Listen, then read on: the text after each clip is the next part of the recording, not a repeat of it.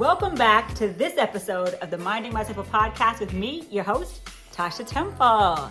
Now, I don't know if you all know, but February is American Heart Month. Now, I know you're like, duh, because it's Valentine's Day and everything's all pink and love and flowers and hearts. However, it's also about navigating through your heart health. I know it goes along with the theme, right? So in the month of love, we're going to take care of the muscle that loves, which is your heart. So make sure you pay attention this episode. Write things down if you have to. Ask me questions during the live chat because heart disease is really important in our country, and I'll tell you why. Because heart disease is the leading cause of death in the United States, and it's preventable. Yes, I said it's preventable, and it's the leading cause of death. So let me give you some statistics and some numbers.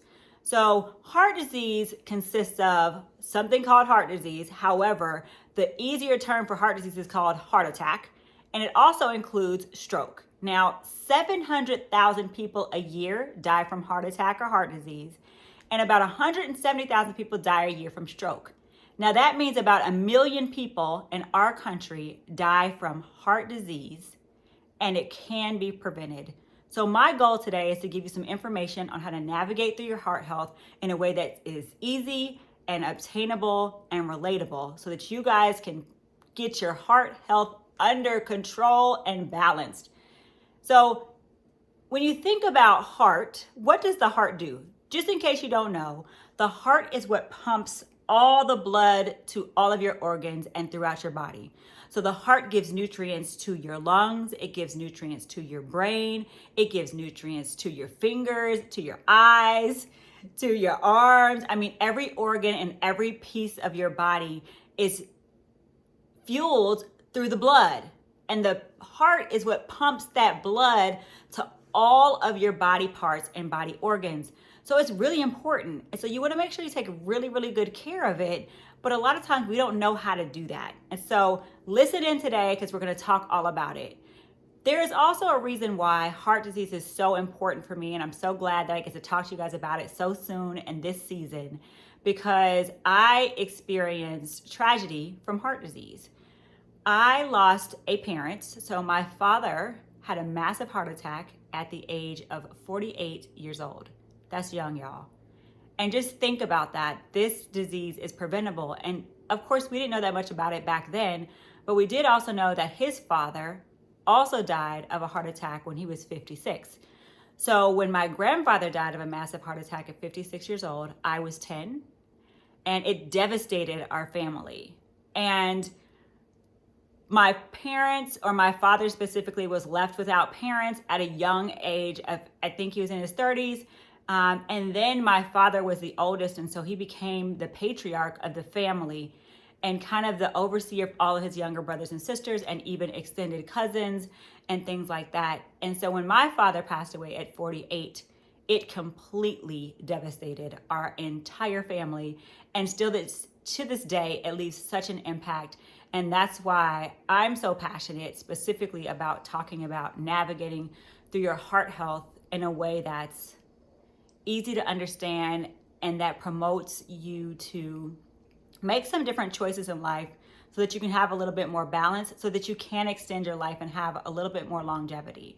So please make sure you pay attention today. I know it sounds heavy, but it's important, and I'm gonna do my best to make sure you walk away with knowing everything you need to know about heart disease. Now, first, I wanna start with, well, let me go back for a second. You guys know I like to talk about my 4 M's. My 4 M's include meals, movement, mindfulness, and migrate. You know, I added that migrate piece this year, and all migrate means is getting out and moving around and doing things outside of your own culture and your own apartment, your own house, and your own doors. Now, one thing a lot of us don't do in the terms of migrate is getting out to visit our doctors. So the first thing I want to talk about is getting to your PCP. Make sure you find a primary care physician that you really connect with and that's really interested in your health. And so when we talk about your heart health, you want to make sure you get screened at least once a year. Okay? Now, when you get screened, there are some very important heart screenings that you want to make sure your doctor does. One is doing a basic blood pressure. We all know about blood pressure, right? The blood pressure is the amount of blood that the heart pumps through and every second, minute, whatever the case may be. And that pressure needs to be hard enough, but not too hard, right? To the point where it overwhelms the system. So a normal blood pressure is 120/80. That's the goal, you guys. So whenever you go to the doctor and get your yearly physical from your PCP, the goal is for your blood pressure to be at least 120/80, because high blood pressure leads to heart attack and stroke. Now, the other thing that you want to make sure your doctor does is check your cholesterol, okay? So your cholesterol is the fat that builds up in your blood. So imagine fat rolling around in your bloodstream. That can cause arteries to clog. So if fat gets with more fat, it clogs up the arteries, then the blood can't get through. And if the blood can't get through, that's what has the heart stop, which causes a heart attack. Now, your cholesterol has a few different numbers to look out for. You have LDL, you have HDL, and you have triglycerides. So make sure you get all of those checked, which those are pretty standard, but you want to make sure you understand what does what. I'll give you an example. Triglycerides are what we call blood fat. So it's the immediate blood fat from food that you find in your arteries. That number needs to be at least under 150. Okay? Now, your LDL is what we call low density lipoprotein. That is the lousy one. That's the cholesterol that contributes to heart disease, and we want to make sure that number is low. So remember, L for lousy and low. We would like for that number to be under 100. Yes. And then HDL is your happy cholesterol, the one that needs to be high. The HDL is a type of cholesterol that helps remove the bad cholesterol, or the LDL, out of the system. So the higher the HDL, the more likely we can get the bad cholesterol out of your system. And so HDL, you would really like it to be over 50, okay? Now, let me dive into movement for a second, because movements and checking these labs go hand in hand, especially when we're talking about cholesterol, you guys. So you always wonder, like, well, how do I change my cholesterol numbers? Now, a lot of it has to do with what we eat, which we'll dive into here in a second. But a lot of it also has something to do with how much you move. If you hear me talk about physical activity, the recommendation is always to move at least 30 minutes a day, 5 days a week. Now, here's what that does. So that 30 minutes, 5 days a week is what we call absence of disease. It may not contribute to weight loss, but it will improve your health. Now, improving your health could be the following when we talk about heart disease. So one thing moving can do is expand your blood vessels and makes them relax. And so when your blood vessels are relaxed, it's easier for the blood to flow, which decreases your risk of having heart disease.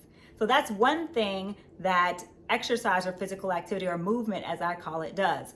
Another thing it specifically does is it specifically decreases the LDL, which is the one that we want to go low. So it decreases that. And then guess what? It also increases the HDL. There's not much we can do to increase our HDL. However, exercise is the main culprit. So the more you exercise, the more you can get your high cholesterol high. And so it's important to make sure that you do include physical activity, because it has so much potential to improve your heart. Your heart is a muscle. I don't know if you knew that. And the only way to get muscles stronger is to work them out, right? So we're working our heart muscle every day, but also remember, as we work out, it also works more, which means it goes out quicker. So you also want to make sure that that heart muscle gets strong. And the only way to work it out is to get the heart beating hard and fast. And so that comes with physical activity. So the only way to get your heart stronger is to work it, which means work it out, which means participate in some kind of physical activity. So see how important all that is. So you work out, it makes your heart stronger. If you work out, it makes your blood vessels relax and makes your blood flow better. If you work out, it increases your HDL, which is the happy cholesterol, and it decreases the LDL, which is the lousy cholesterol. And so there's 4 things right there. And I haven't even talked about food yet. All you got to do is move. Move, move, move. So those those two go hand in hand. So when you get your labs checked, make sure you talk to your doctor about your cholesterol if your numbers are high. And then remember, moving helps improve those numbers, okay? Now, I'll tell you a little secret. I have high cholesterol. Who would have thought, right? So just by looking at somebody doesn't determine their health status. And for me, my heart health was important because not only do I have heart disease that runs in my family, right? And specifically people die of heart attacks pretty young. I also have high cholesterol, which is one of the factors that contributes to heart disease. So for me, it was super important personally to get really in tune with my body and my health, because I definitely want to live past 48 and past 56. And I want to do my best to get there. And so I make sure I do my best to make decisions that will help improve my heart health, because I know for me, I'm at risk. And so that's why I also find this episode so important, because I'm one of those people who's at risk for heart disease. And nobody probably would have thought that. And so it's important for not only me to know this stuff, but if I'm in this situation, I'm sure a lot of you guys are. And so here we are together learning, and then we're going to kind of together practice this stuff enough to the point where it actually starts to make an impact on our bodies. And so our bodies start to be in balance, which is like my word, okay? Just so y'all know. So that is migrate. Get out and see your PCP. If you don't have one, ask your friends and family who they would recommend. That's how I found my PCP. I think she's amazing. Shout out to Dr. Barbara Jones in Atlanta, Georgia. And again, find a PCP and then get your labs done at least once a year, because those labs can change. And also make sure you're moving on a regular basis, okay? Because that's important for your heart health. Now, let's talk about mindfulness. So we talked about migrate. We talked about movement, and let's talk about mindfulness. When I talk about mindfulness, you guys, you know I'm talking about just simply being mindful that you're taking care of yourself and doing something for yourself at least once a day. Now, there are some specific things in regards to mindfulness that are important when we talk about heart disease and heart health, because a lot of us are not getting any sleep. It is mindful for you to go to sleep, okay? That is part of taking care of yourself, and doing something for yourself is going to bed. Now, I'm the last one to be talking about going to bed, because I love to stay up till the wee hours of the morning, pedaling around, doing nothing. I have to actually force myself to go to bed. I'm a night owl, but I realize that it's super important to get sleep. Now, you're wondering, like, what is the recommended hours of sleep a night? And it's 6 to 8 hours. Yes, adults. 6 to 8 hours. I know we used to have this idea that, I'm gonna sleep when I die. Well, guess what? You're gonna die early if you don't sleep, just to be real honest. Do not be out here running yourself in the ground and then cut your life short. Take care of yourself. So you wanna make sure that you're getting some adequate sleep. And then not only are you getting adequate sleep, you're getting adequate rest. And when I say rest, those are those moments of relaxation during the day. And so try to find some relaxation techniques that you enjoy. So for me, I like to scroll. I live in my head all the time, and I'm always analyzing everything. And so for me, seeing just random nonsense on my timeline actually relaxes me. Watching reality TV actually relaxes me. So I do those things to actually calm me down. I have another story. Listen to this. I had a friend who had a massive heart attack at the age of 38 years old. 38, you guys. Was driving home from work, was going through a lot in their life at that time, and felt like an elephant, so they said, was sitting on their chest. So they drove home, and their mom was like, no, go to the hospital. They literally made it within 2 minutes of not making it, like, in life. And the doctor could not find not anything wrong with his blood vessels, his cholesterol, his blood pressure, like all the physical things that would warrant a heart attack were normal. And they literally said, you had a stress heart attack. Now, fast forward almost 15 years, the person is completely healthy. He had a history of being, athletic, in shape, all of that stuff, and had a stress heart attack at 38. So not only does it have something to do with what you eat and how you move, It has to do with how am I handling my day and my stress. And everybody's gonna have stress, you guys. Stress is simply how we respond or react to change. And change is happening every day. I mean, the sun comes up in the morning, that changed. The sun goes down in the evening, that changed. You walked in and out of the door, that's a change. So we go through change all day long. It's simply, what are we doing to navigate through that change? Are we unpacking our bags? And so find some moments during the day to relax, because when you don't, stress on the body takes score, and the heart is the first one to feel it. So make sure you're taking care of your heart by doing things that are relaxing throughout the day and getting adequate sleep. I don't know if you guys know this, but sleep is the actual repairing time for the body. You got to repair. I mean, you've been running and going all day long. So when do you think your body's going to rejuvenate itself? Just magically? I mean, I wish it happened like that, but it doesn't. It happens during your sleep. And then specifically during your sleep, your heart gets repaired. So it specifically repairs like your heart and your blood vessels. It allows them to relax from what you've been going through during the day. So make sure you take your time, or take some time for yourself to do something relaxing and sleep, please. And if you are a smoker, please quit smoking. It is one of the most detrimental things you can do in regards to maintaining balance for your heart. Now, that's what I got for mindfulness. Now, for me, I told you what I do to mind my business. I know I didn't take a whole segment talking about what I do to mind my business. However, I will mention this. What I do to mind my business in regards to my heart health is I do exercise. I talk about that all the time. I do my best to exercise 4 to 5 times a week, at least for 30 minutes.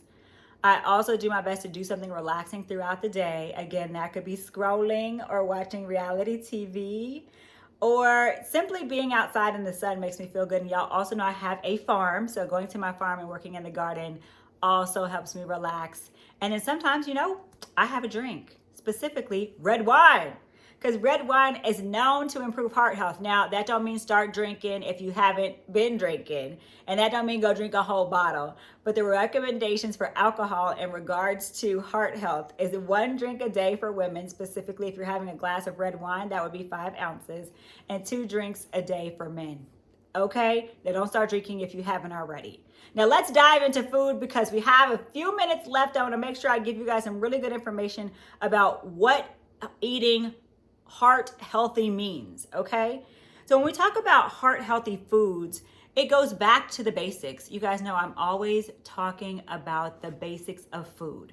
Now, what's really important when we talk about heart health is limiting our fat intake, because remember, the fat is what builds up in the bloodstream, and that's what clogs the arteries, which stops the blood flow, which then causes heart attack or stroke. Now, when I say healthy fats, or we want to make sure we monitor our fat intake, you want to think about having liquid fats. You're like, well, what are fats? So here are some foods that fall in the fat category. You have avocados, which is considered a liquid or healthy fat. You have nuts, which is considered a liquid and heart healthy fat. You have olives, which is a heart healthy fat. And then you also have like salad dressings, mayonnaise. You have regular oils like olive oil, coconut oil, and I'll get into which one of those oils are considered heart healthy and which ones are not. And then you also have butter and things like that. So there's not a lot of foods in fat, but you'll also find a lot of fat in your meat-based products. So what you want to do is you want to limit your fat intake. So an option could be choosing leaner meats. So your lean meats have less fat than your like fattier meats. I'll give you an example. So if I have dark meat chicken, it has more fat on it than white meat chicken, which has less fat, right? However, if I have dark meat chicken, that has less fat than beef. And so just make sure you're choosing something that has a little less fat regularly. And also be mindful about the fats you use in and on your food. So you want to choose liquid fats, like I told you earlier, because if you think about it, liquid fats in the bloodstream help things to flow.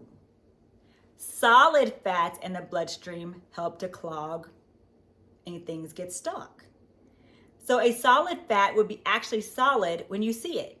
So an example would be butter. That's solid when you see it. Another example would be like Crisco, like your mama used to make the biscuits or your grandma used to make the biscuits. That's a solid fat. It's an animal fat. Or if you cut the fat off like the side of a piece of meat, it's solid. That would be considered a solid fat. Or if you look at that grease in the pan after you cooked bacon, it's solid. It's white, all that stuff.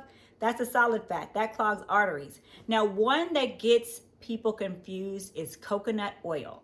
Now, coconut oil, although it's virgin and organic, it's still a solid fat, and it makes your cholesterol go up. So just be mindful that just because things say organic and natural, it doesn't mean that it's healthy for the body. Organic and natural just means they were created by organic and natural means. So be careful about the trickery, okay? So make sure you're picking liquid-based fats, because liquid-based fats help things flow. So other liquid-based fats that you could use would be like olive oil, avocado oil, grapeseed oil, vegetable oil. One I often like to use is avocado oil. It's my favorite. It's really light. And I also use olive oil. So avocado oil and olive oil are the two main ones that I use. Just be mindful you can't use those in high heat settings. So those are your heart healthy fats, and that's important to navigate through your heart health. You also want to be mindful about your vegetable and fruit intake. And when I say mindful, meaning be mindful to make sure you add them, because most of us are not adding fruits and vegetables. Fruits and vegetables have so many nutrients in them. They're vitamin packed, they're full of antioxidants. And what antioxidant means is it helps to remove and fix the oxidants. The oxidants are what tear our bodies down. And so when you have an antioxidant, it stops the tearing down. And most of your antioxidants can't be supplemented by like vitamins and minerals and supplements in the store. You simply have to eat the fruits and vegetables. So fruits and vegetables have water, they have fiber, they have nutrients, they have vitamins, they have minerals. And so make sure you load up every day at every meal with something colorful. That helps with heart health as well. Specifically making sure you get those fruits and vegetables that have a lot of fiber. Fiber. Now, I do also want to go back to the fats for 1 second, because there's one specific fat that has a tremendous positive impact on your heart health, and those are called omega-3s, okay? Omega-3. Omega-3s are like your magical polyunsaturated, unsaturated means liquid, fat that has a big positive impact on your heart health. Now, I'll give you an example of some things that have omega-3s. So walnuts are great for omega-3. Flaxseed, great for omega-3. Salmon or your fatty fish like tuna and halibut, great for omega-3. So make sure you're adding those at least a few times a week. The recommendation for fish is 1 to 2 times a week at least. And if you like fish, you can actually do it way more than that if you choose. But your omega-3s are like a magical fat for improving your heart health. Okay, so heart health, the thing so far that we've talked about is making sure you have liquid and heart healthy fats. And you do want to make sure you have fruits and vegetables, and a whole lot of them. And the next thing that we need to be mindful of, look, I was on a roll, is your salt intake. Now, your salt intake is what makes your blood pressure go up.